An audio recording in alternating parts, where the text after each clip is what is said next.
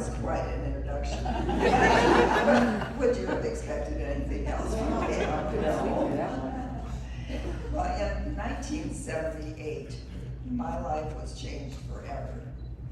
And that sounds like a rather dramatic statement, but it was, and it's still true. My dear friend introduced me to Assistance League of Omaha in 1978. I became involved immediately and ultimately served as president of the Omaha chapter.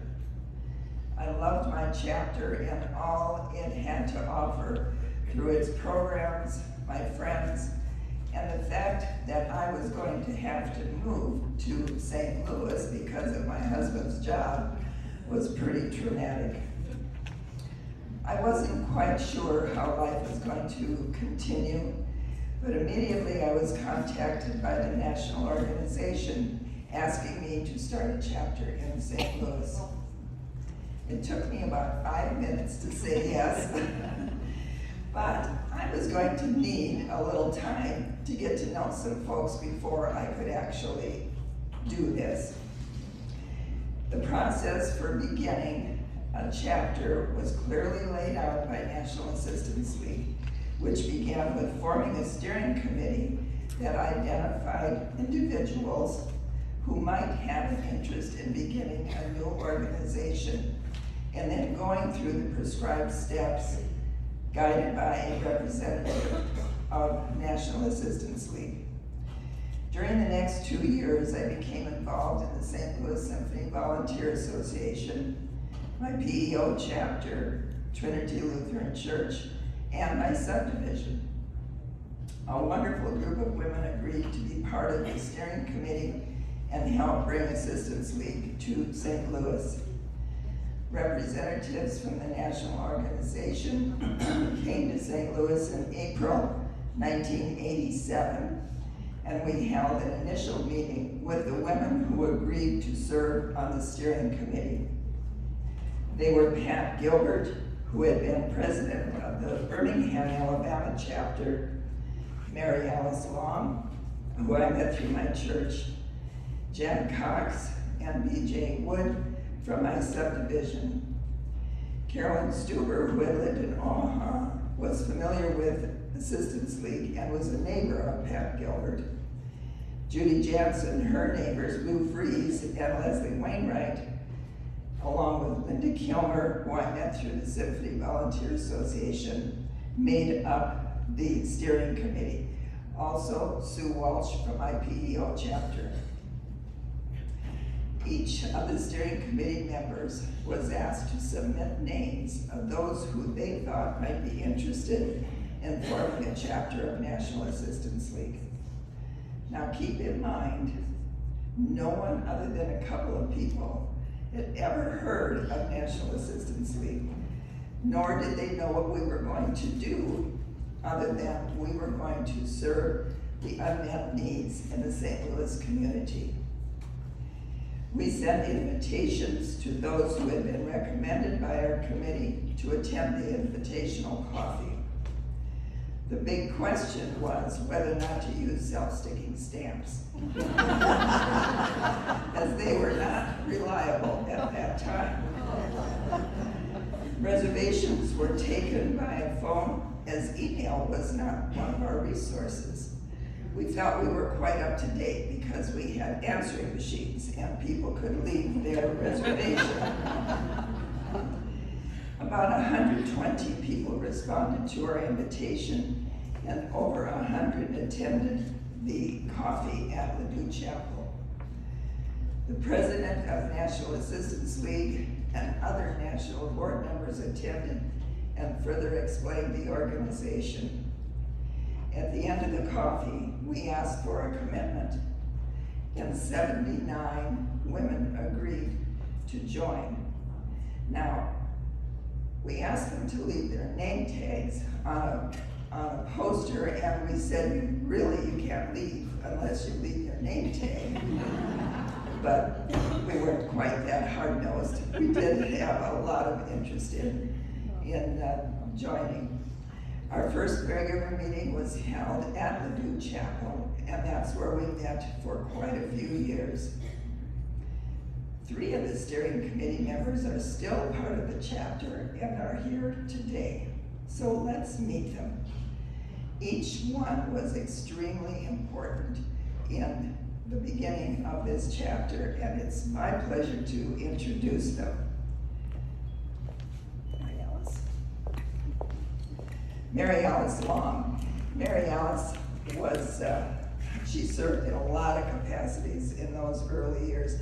I don't know, she was vice president of fund development multiple times. She was the chairman of bylaws when we wrote our initial bylaws. We couldn't have really done it without you, Mary Alice. Say a few words.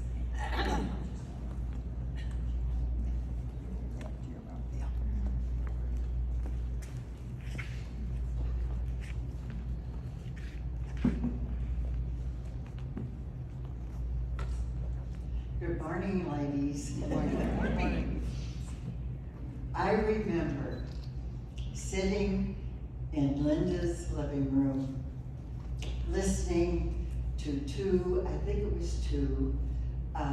representatives from the National Assistance League telling us all about Assistance League and what the possibilities were for us in St. Louis. We were all so excited that we thought we could start a chapter here. So that led to the informational coffee. And as Linda said, there were over 100 women there. Out of the informational coffee, we got 79 chartered members. I remember Operation Hug. We gave teddy bears to ambulance and fire districts to be distributed to traumatized children in emergency situations. And later we gave some teddy bears to nursing homes, as I recall. I remember our second philanthropic project, and that was Primetime Treasures, where we sold handcrafted items from women and men, not just women and men, who crafted those and returned the money to them. I remember an early fundraising event, the grand opening of the Deerbergs Market on Clarkson Road. I see some of you shaking your heads, yes. It was fun and it was very successful. So many milestones along the way helped this organization to become what it is today. And I salute all of you for doing what you're doing. And I salute Linda Lee for starting us off and for continuing to be a force in this organization for 35 years.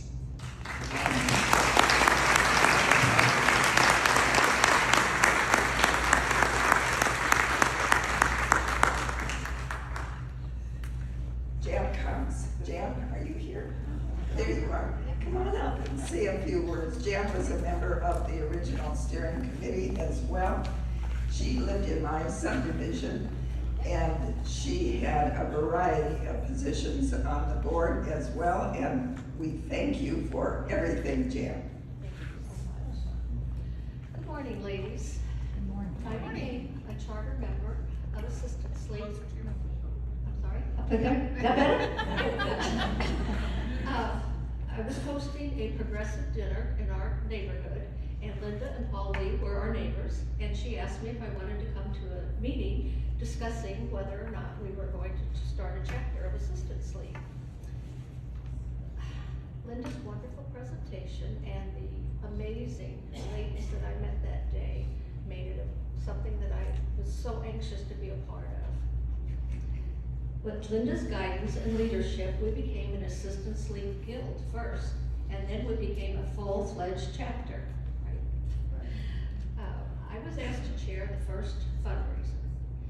It was a luncheon and a fashion show, and it was called Color Me Beautiful. This was a time when you had to be one of the seasons, and they would tell you what color you should wear. All you younger members that don't remember that. I do, yes.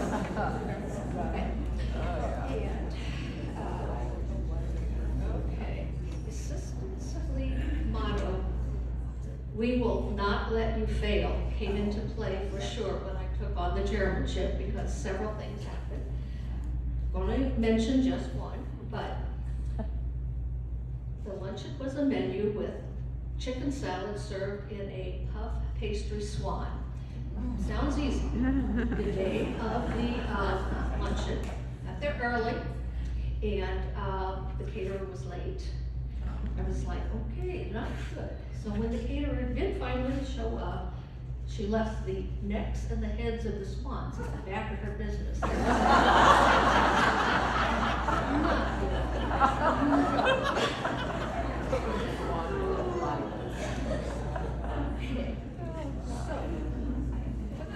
Some members if what did you think we could do to assemble these, and several members stepped forward and they wanted to make these beheaded swans. Oh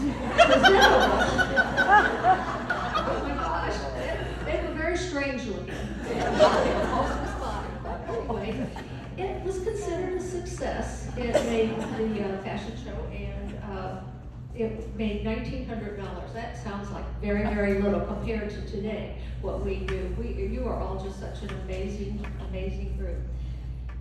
35 years later, the motto, "We will not let you fail," is still very important to Assistance League and their members. Linda, thank you so much for asking me to be part of this chapter.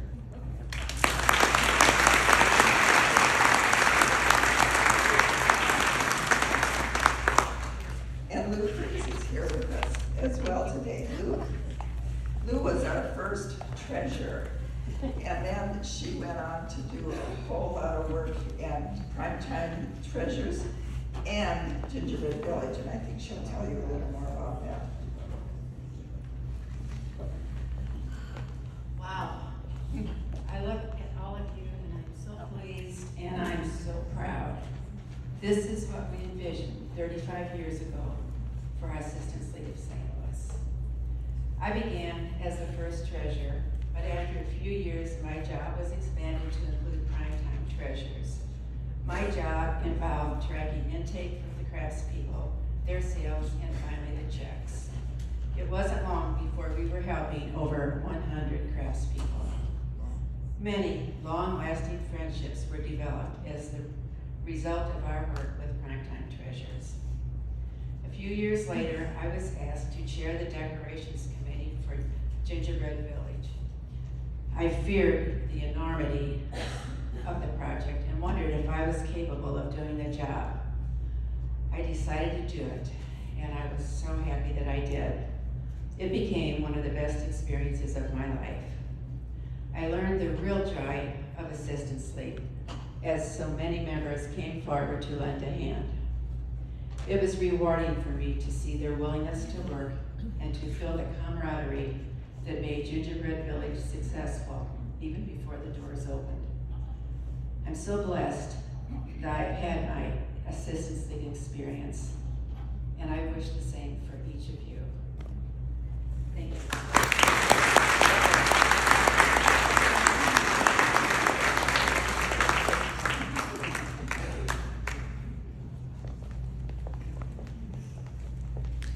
Well, I think you can see that with women like that, the reason this organization has been so successful. Need to find my place again.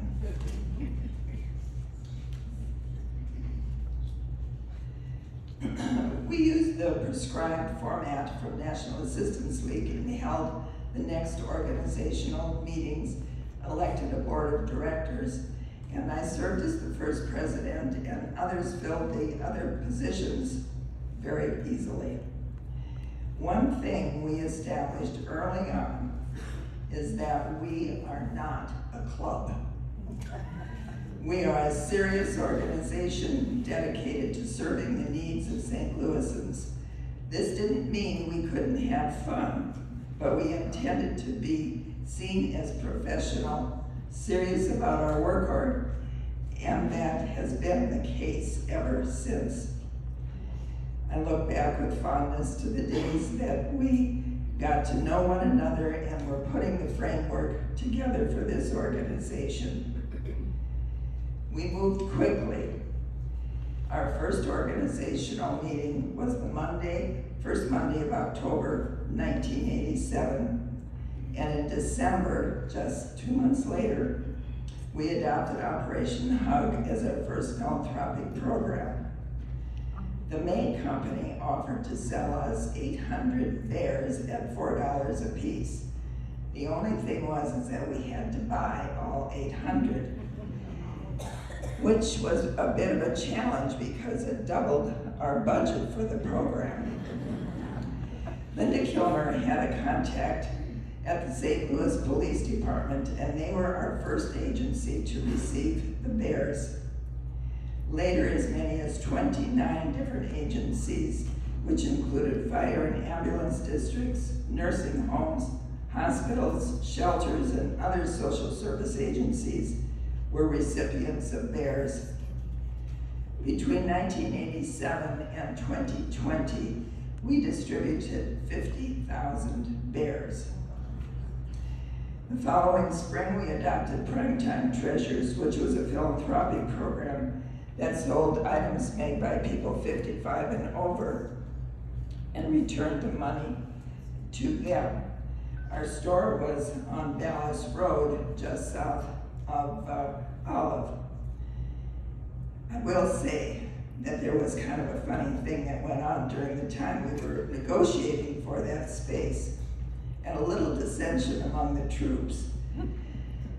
The agent from the real estate agency was young and really good looking. And so it was always, well, who gets to meet with him today? But we weren't a club. But we were a club, right? And it was, Primetime Treasures was funded by hosting the grand opening of Deerberg's Marketplace on Clarkson Road. We raised $19,000 and we're off and running. When you think about 35 years ago and $19,000, that is a lot of money at a grocery store opening. And Carol Ann Sturberg and Russ donated the invitations for that event. Do you remember that, Carol Ann? It was really nice. Everything helped. You will hear more about these programs in the next few months, but it was quite amazing for an organization to move so quickly. I might just mention that at this point, we were attending regional meetings, and when we would give a report, people would just, their jaws would drop open to know what we had done in such a short time. We established other fundraising activities early on, and I will always remember that our first budget was, get this, $10,000, which seemed like an enormous amount of money at the time. Other than the regular meetings, we met in members' homes and did so until we rented office space.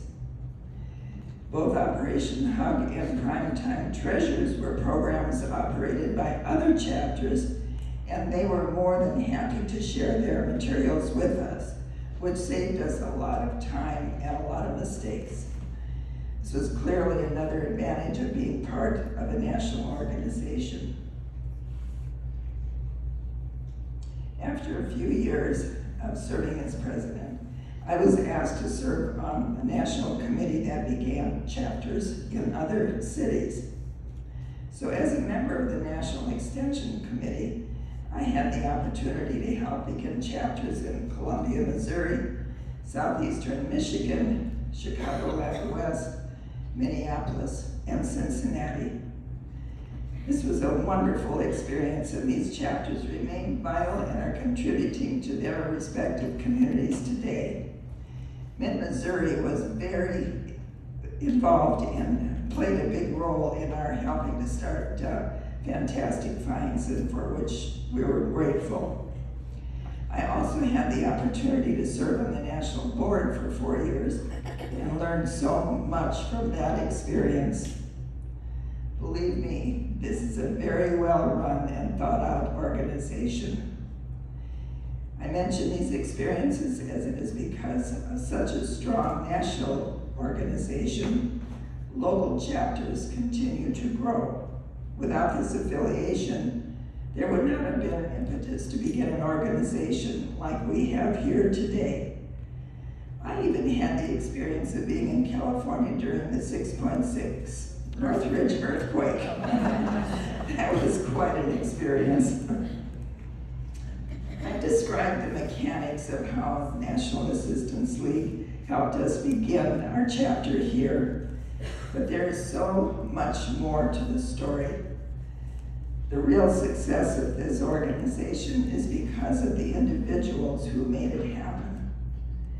It is impossible to describe the devotion to Assistance League and its programs and fundraisers demonstrated by both former and current members. This chapter has been transforming the lives of so many people in our community over the years and continues to do so. It is equally important to appreciate the impact this chapter has had on its members. Assistance League has given thousands of women the opportunity to use their talents and energy to serve their community through hands-on programs. And in the process, we have all developed friendships that will last a lifetime. My hat goes off to each one of you for what you have done and what you continue to do. It's a little scary to stick your neck out and ask people to join an organization that they know nothing about, they don't know what they're going to do, but each person has risen to the occasion, and you've all made me proud, and I might cry if I don't quit.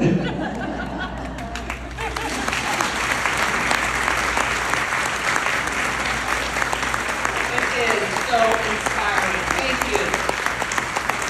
Yes.